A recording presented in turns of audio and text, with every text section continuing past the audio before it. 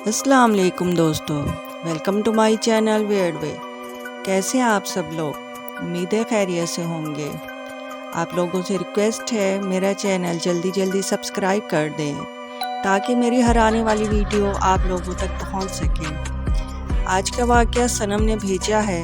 وہ بتاتی ہیں کہ یہ ہجرت کالونی کا واقعہ ہے۔ دسمبر 99 کا یہ واقعہ ہے۔ کراچی کے علاقے ہجرت کالونی میں ایک فیملی تھی جس میں انکل، آنٹی اور 2 بیٹیاں تھیں۔ والد کپڑوں کی دکان میں کام کرتے تھے۔ صبح جاتے اور رات کو آتے آتے 10-11 بج جاتے تھے۔ بیٹیاں اسکول میں پڑھتی تھی۔ چھوٹی بیٹی 6 سال اور بڑی بیٹی 7 سال کی تھی۔ دونوں بیٹیوں کا روم ایک ہی تھا۔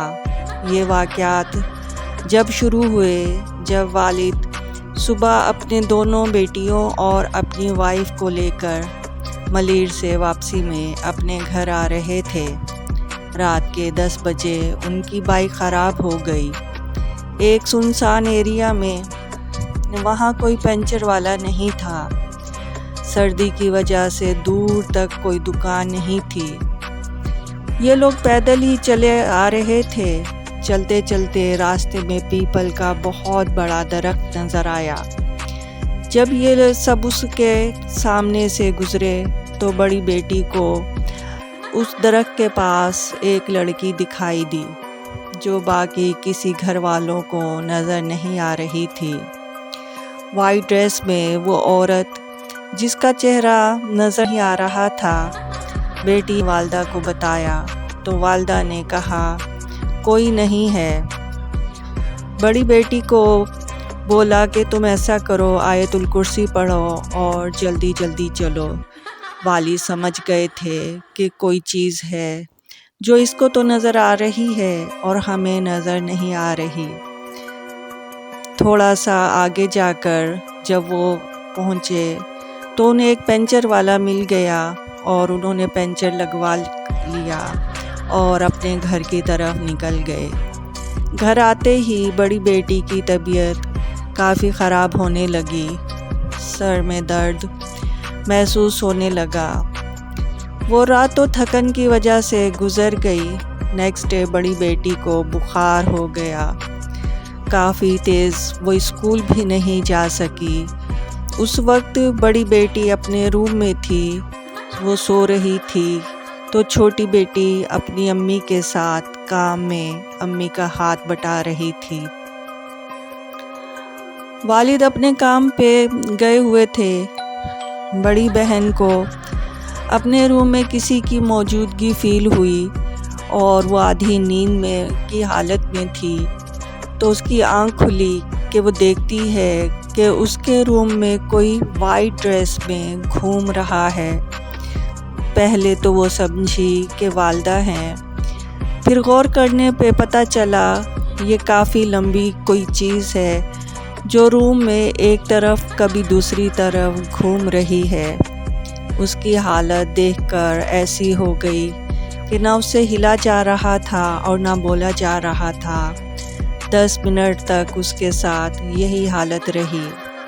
10 منٹ کے بعد جب وہ نارمل ہوئی تو مخلوق وہاں نہیں تھی اور بڑی بہن پسینے میں بھیگی ہوئی تھی، حالانکہ سردیوں کا ٹائم تھا۔ وہ ان کے روم سے باہر آ جاتی ہے اور اپنی امی کے پاس اور کہتی ہے کہ امی کمرے میں کوئی ہے جو مجھے تنگ کر رہا ہے۔ والدہ آ کر دیکھتی ہے تو روم سے ایک عجیب سی بدبو آتی ہے جیسے کوئی جانور مر گیا ہو۔ خیر والدہ پڑھائی کر کے روم میں آتی ہے اور آیت الکرسی وغیرہ پڑھ کے پھونک دیتی ہے۔ والد آتے ہیں تو ان کو بتاتی ہے سب بات۔ والد خاص توجہ نہیں دیتے اور یہ کہہ کے بات کو ٹال دیتے ہیں کہ وہم ہے تمہارا۔ رات کو جب سب سو رہے تھے تو رات کے 2 بجے چھت پہ کسی کے بھاگنے دوڑنے کی آواز آنے لگتی ہے اور بلی کے رونے کی بہت آواز آتی ہے۔ جیسے کافی بلیاں رو رہی ہیں۔ بڑی بہن کی آنکھ کھل جاتی ہے اور وہ اپنے روم سے دیکھتی ہے ایک بہت موٹی بلی جو صحن میں گول گول گھوم رہی ہے اور عجیب حرکتیں کر رہی ہے، جیسے کہ 2 ٹانگوں پہ چلنے لگتی ہے اور ایک دم سے جم مار کر غائب ہو جاتی ہے۔ یہ سب دیکھ کر بڑی بہن ڈر جاتی ہے اور کمبل اوڑھ کر آنکھیں بند کر کے لیٹی رہتی ہے۔ تھوڑی دیر میں اس کو اپنے روم میں کسی کی موجودگی کا احساس ہوتا ہے اور وہ ہلکی سی آنکھ کھولتی ہے تو وہی وائٹ ڈریس میں عورت اس کے روم میں آتی ہے اور اس کی چھوٹی بہن کے پاس کھڑی ہو جاتی ہے۔ بڑی بہن کی وہی حالت ہو جاتی ہے، یعنی اس سے ہلا جلا نہیں جاتا۔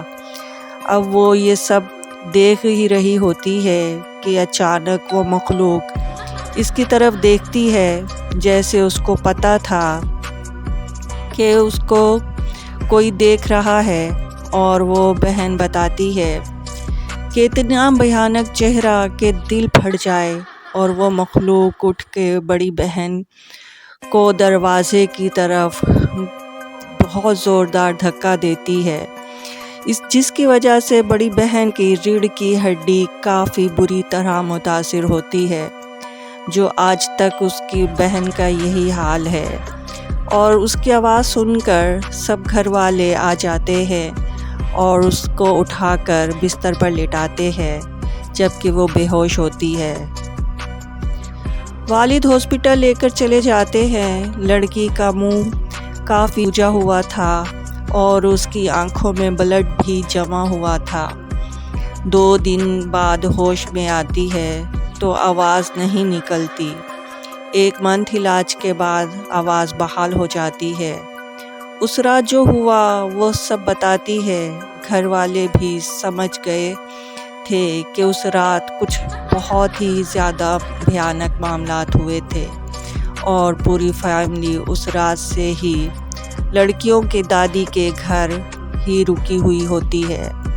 اب لڑکی کی آواز تو ٹھیک ہے، پر اس رات کے واقعے کے بعد وہ سیدھی کھڑی نہیں ہو سکتی۔ اس کی ریڑھ کی ہڈی آج تک بہت زیادہ متاثر ہے۔ اور یہ واقعہ اس کے بعد یہ واقعات تو نہیں ہوئے کیونکہ انہوں نے گھر چینج کر لیا، لیکن یہ واقعہ اپنے نشان چھوڑ گیا کیونکہ وہ بہن آج بھی سیدھی کھڑی نہیں ہو سکتی۔ اس کے لیے دعا کریں کہ اللہ اسے شفا دے۔ تو دوستو، آج کی سٹوری کیسی لگی؟ اگر سٹوری پسند آئی ہے تو میرے چینل سبسکرائب کر دیں، اور میرا چینل واٹس ایپ پر اور انسٹا پر بھی ہے، آپ میرے وہ چینل فالو کریں۔